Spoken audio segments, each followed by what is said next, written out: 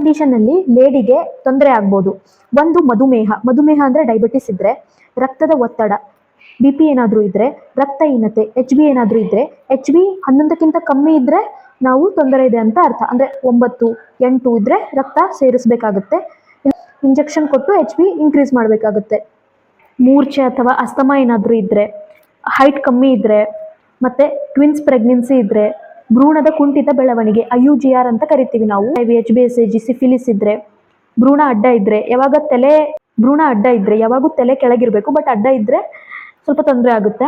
ಭ್ರೂಣದ ನ್ಯೂನ್ಯತೆಗಳು ಏನಾದರೂ ಇದ್ರೆ, ಥೈರಾಯ್ಡ್ ಕಾಯಿಲೆಗಳು ಇದ್ರೆ, ಒಬ್ರೊಬ್ರು 4-5ನೇ ಬಾರಿ ಗರ್ಭಿಣಿ ಆಗಿರ್ತಾರೆ, ಹಂಗಿದ್ರೆ, ಹದಿಹರೆಯದ ಗರ್ಭಧಾರಣೆ ಅಂದ್ರೆ ಚಿಕ್ಕ ವಯಸ್ಸಿನಲ್ಲಿಯೇ ಗರ್ಭಿಣಿ ಧಾರಣೆ ಆಗಿದ್ರೆ, RH ನೆಗೆಟಿವ್ ಗರ್ಭಧಾರಣೆ, RH ನೆಗೆಟಿವ್ ಅಂದ್ರೆ negative blood grouping, B negative, A negative, AB negative, O negative, ಈ ತರ ಬ್ಲಡ್ ಗ್ರೂಪ್ ಇದ್ರೆ, ಮತ್ತೆ ಗಂಡನ ಬ್ಲಡ್ ಗ್ರೂಪ್ ಪಾಸಿಟಿವ್ ಇದ್ರೆ ತೊಂದರೆ ಆಗುತ್ತೆ.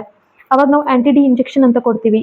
ಶ್ವಾಸಕೋಶ ಮತ್ತು ಉಸಿರಾಟದ ತೊಂದರೆಗಳೇನಾದರೂ ಇದ್ರೆ, ಹೆರಿಗೆಯ ಮುನ್ನ ಜನನಾಂಗದಿಂದ ರಕ್ತಸ್ರಾವ ಆಗ್ತಾ ಇದ್ರೆ, ಇದ್ರಲ್ಲೆಲ್ಲ ಸ್ವಲ್ಪ ರಿಸ್ಕ್ ಇರುತ್ತೆ ಅಂತ ಹೇಳ್ತಿದ್ದಾರೆ.